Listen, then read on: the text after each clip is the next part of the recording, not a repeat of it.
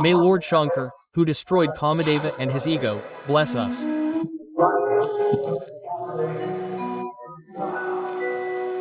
Such is the exclusive narrator of Ram Katha and the light of Sanatan Dharma, due to whose poetic style the light has survived all over the world. Pujya Baba Tulsi said this: I think Shankar and Ram worship each other. They are friends of each other. They are both the idol and the worship of each other. But how did the relation of Kamadeva become separate from both?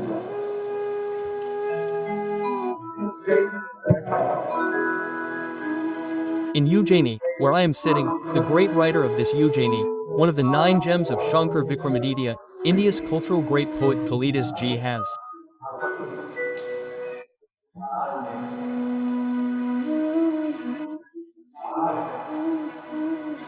described in Ritu Samhar, or the description that comes from your stories. I did not find any fault with Kamadeva when I read it for the first time.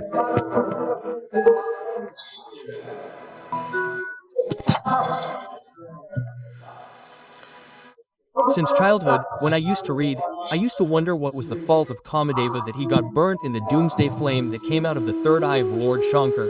And Kalidas Ji has described the lamentation of Rati, the wife of Kamadeva, so beautifully, so romantically that Nagarjuna even doubts whether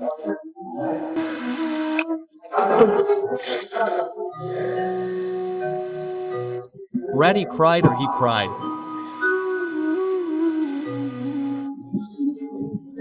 When Kamadeva, like a happy samadha mixed with dust, got burnt in the doomsday flame that came out of the third eye of Lord Shiva, Kalidas, tell me the truth, did Rati cry or you cried?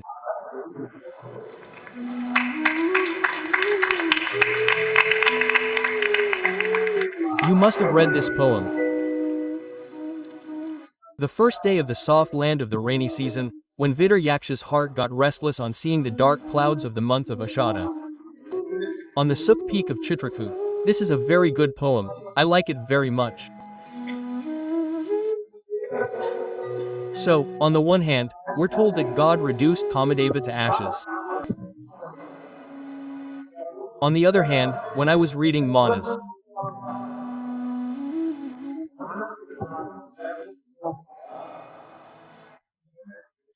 studying myself through Manas, I saw that when God, along with his younger brother, Seshavatar Lakshman, walked the streets of Mithila and went to a garden in Mithila.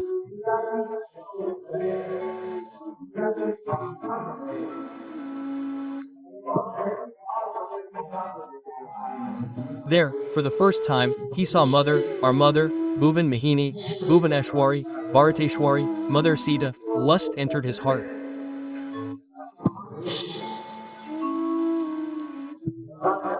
God said to his brother, it is the natural nature of Raghuvanshas that our mind does not set foot on the wrong path. It is the nature of Raghuvanshas that we do not set foot on any wrong path. Quote.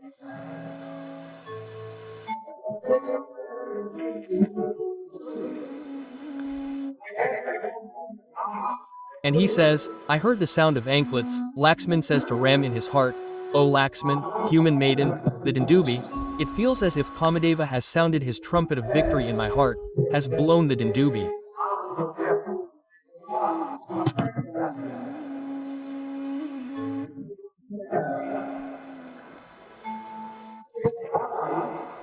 An elder brother, that too of the stature of a father, whom Laxman considers his father.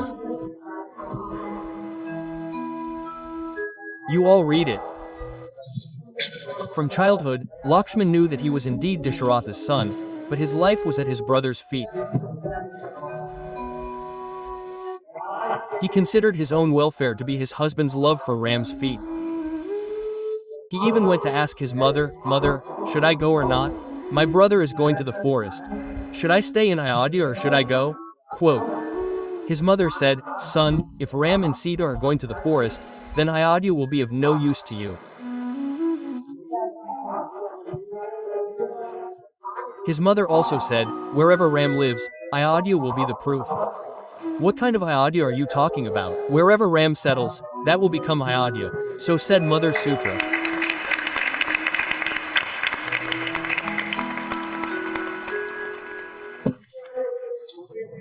Then, talk about love with your younger brother, who is like a son. The dreams of love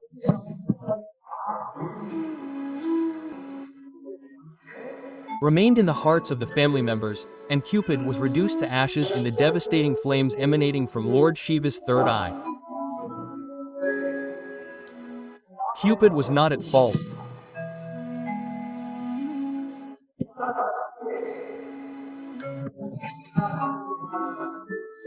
When the gods collectively prayed for peace to Shiva, who had wandered the earth with a burning heart after Sati immolated herself in the sacrificial fire of Daksha Prajapati, Lord Trayaksha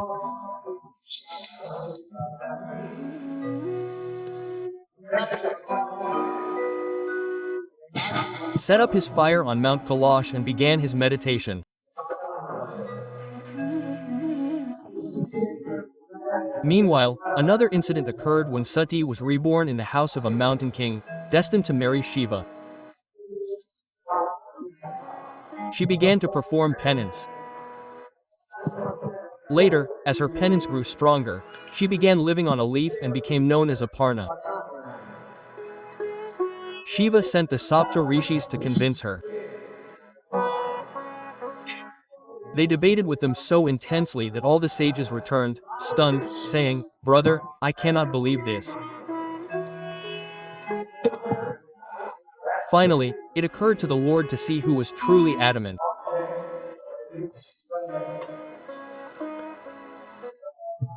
He stood up and walked away as he was.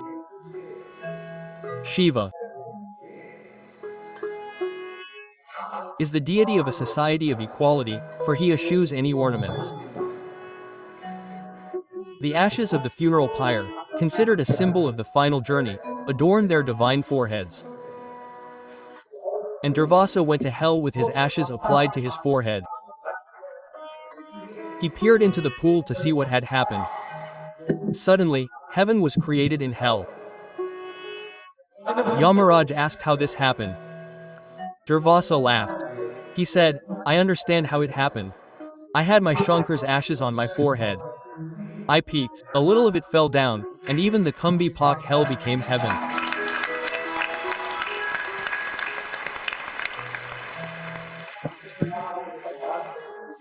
I envy you all the good fortune of living in a city where the ashes of the Kumbi sins, merely falling into the pool of hell, transform hell into heaven. You wear the same Shankar's ashes daily.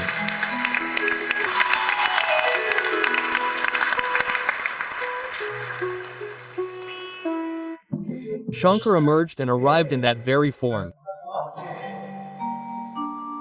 The great poet Kalidasa says that the news spread that Shankar himself was coming to meet and see you.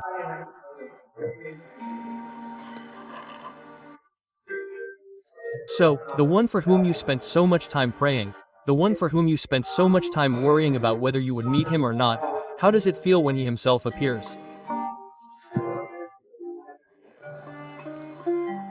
We are so ordinary people. By the grace of Saraswati, through the upbringing of parents, through the guidance of gurus, through the company of saints, there's a certain amount of popularity that people know about. So, I often see such admirers. Such admirers. These people, when you meet them face to face, start crying spontaneously. They're little girls, sobbing. Then you have to hug them and pacify them. Because they've been waiting for a long time to see you. We are mere humans, surrounded by ordinary desires, surrounded by lust. What must be the condition of the one whose doorstep God himself has reached? Even if that person is the primordial consciousness, Parvati herself.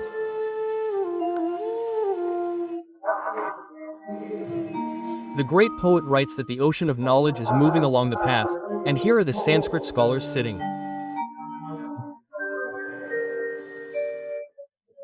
Like the Ganga flowing down the mountain at full speed.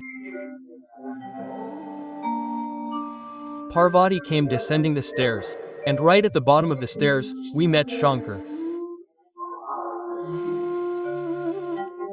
Our mother, with her large body and delicate limbs, who had already become thin due to fasting, approached Shankar.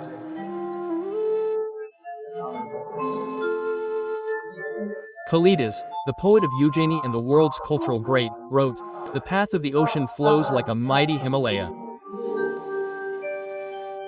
It's as if a huge piece of the Himalayas suddenly appears before the descending Ganges.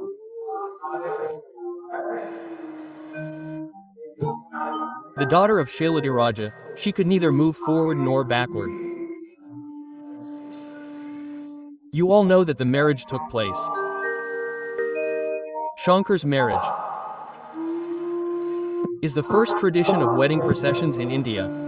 Before that, there had been no wedding procession. For the first time, Shankar led the wedding procession, and our Lord set a new standard. When a wedding procession is taken out, the one sitting on the horse is the groom.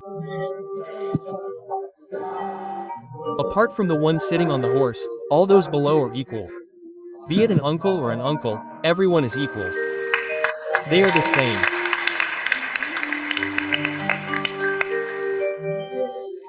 That's why sometimes groups of different types are also called Shankar's wedding procession. He says, "Brother, we have gathered Shankar's wedding procession." This happens many times. By leading the first wedding procession, the wedding procession, God proved that if you are going for something auspicious, you shouldn't discriminate. You shouldn't look at who has a higher position or stature. Everyone should come. After the wedding, Shankara again sat in meditation. But the gods needed a commander. They either found Shankara or some trace of his virility.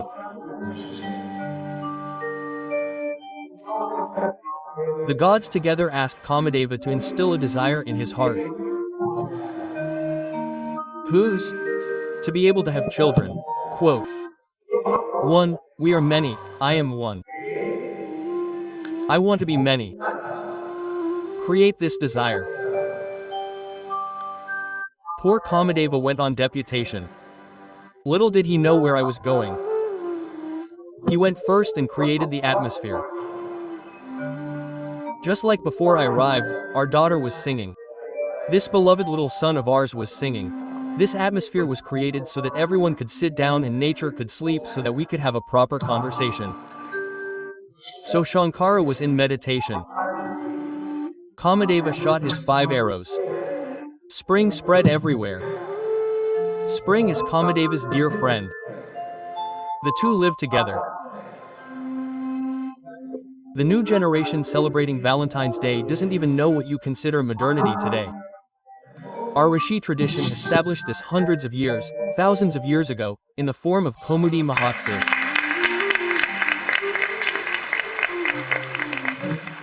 When a whole month of festivities was celebrated and even nature wore new clothes. If the explanation is scientific, then new children will understand it.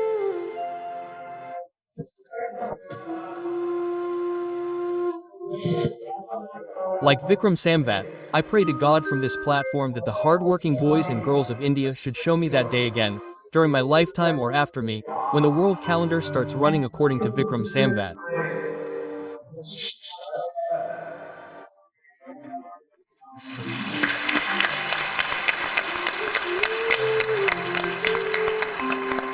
Perhaps you have understood the seriousness of my statement. I said show it again. I did not say that we want to change the calendar. I said that the calendar which has been changed should return to where it was.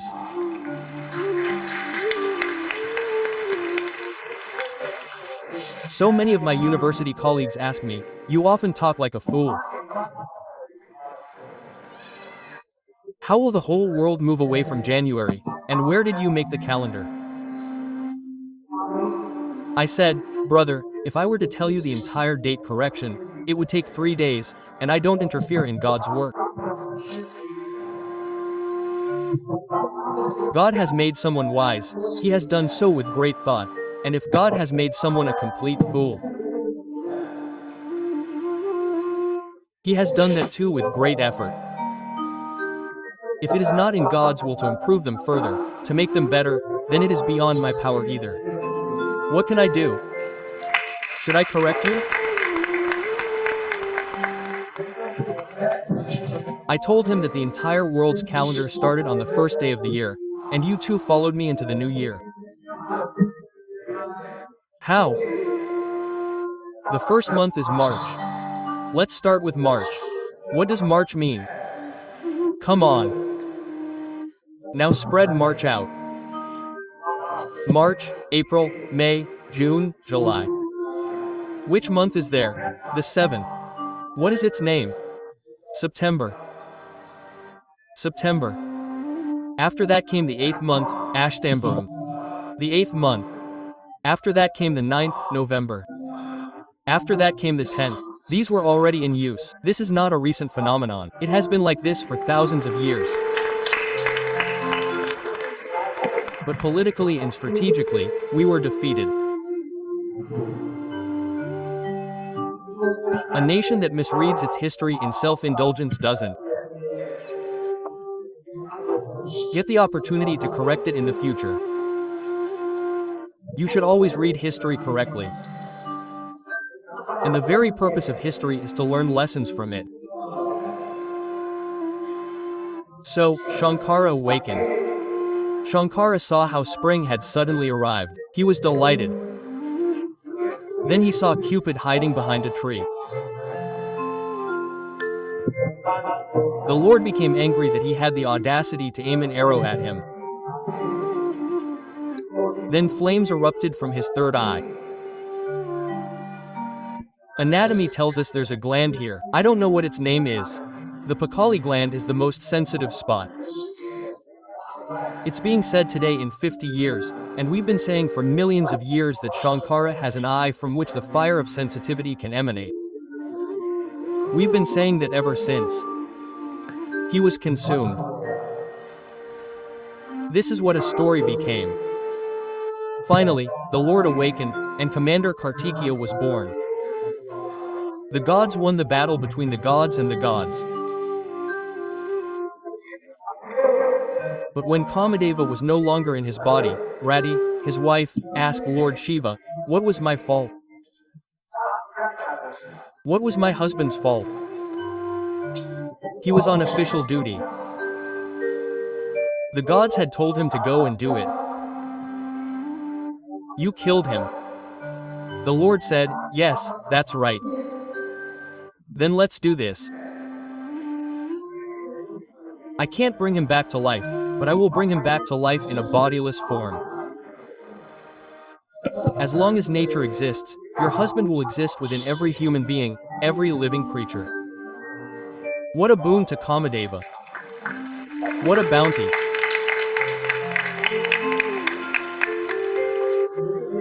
But when this same Kamadeva reached Ram, my Maryada Purushottam, his heart began to tremble. This is exactly what I wanted to bring you. Now you've reached the point. What's the difference between the two? Girls can love, boys can love. What's wrong with that?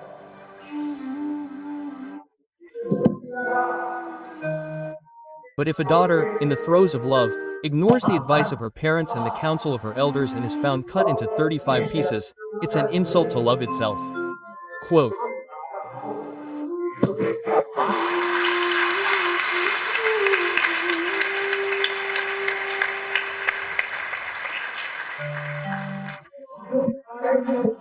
Those who are teaching us that we are against love, Westerners, you won't find a single temple of my beloved Mohan Kanhaiya where his beloved Radharani isn't standing beside him.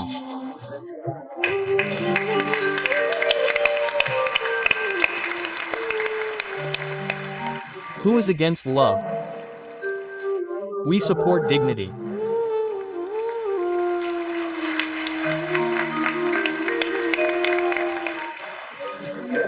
We support the sacred bond of the Saptapati with 7 legs around the burning fire.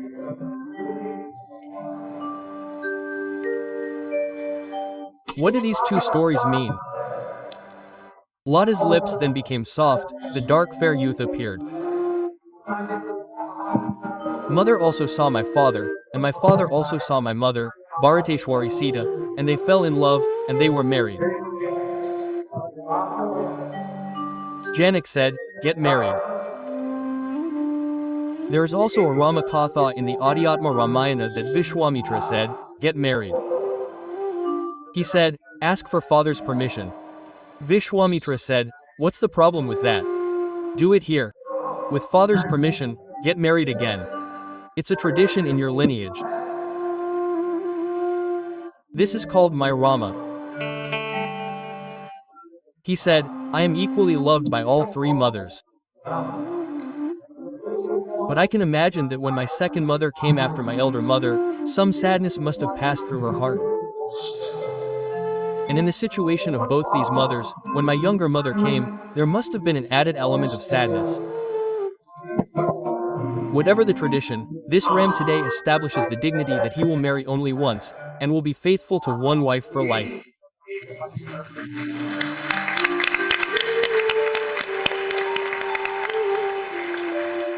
This is called establishing dignity. That Ram is not the epitome of dignity. On one side is Shankar, who subdues lust. And on the other is the god whose arrow, even after remembering it, Mother Sita says to Ravana, "You fool, are you unaware of Raghuvir Vanki? You fool, do you not know what kind of arrow he has?" Quote. And when is she saying this?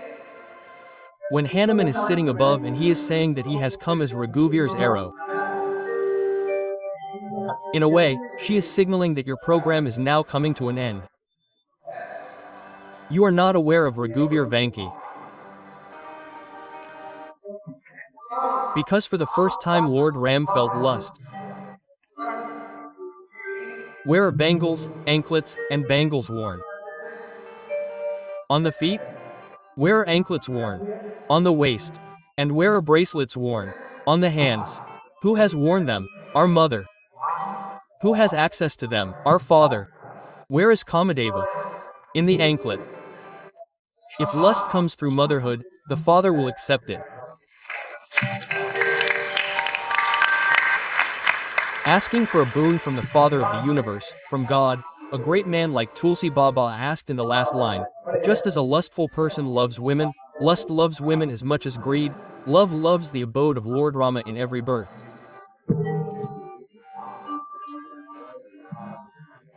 This great boon, this symbol of love for Raghunath, was also used.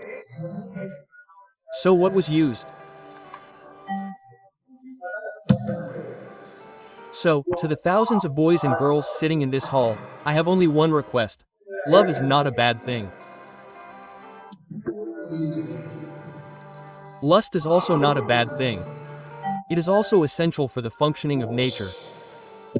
God also gave the earth two ascetic kings, Love and Kush. Lord Shiva's elder son, Kartikeya, is the commander of the divine army, and his younger son, without whom nothing begins. We worshipped him first of all upon arrival. That Ganpati is right at the forefront. What's wrong? The bad thing is that the dignity that has been established in society, the medium that has been created for motherhood, I can't go against any decision of the Supreme Court, nor can I speak against it. I never know when Malad will get angry. But I can accept that there is a court of government and a court of public moral dignity. Today, go to this court of moral dignity and pass this resolution that only when work comes in the form of motherhood will it be accepted. Without this, it will not be accepted.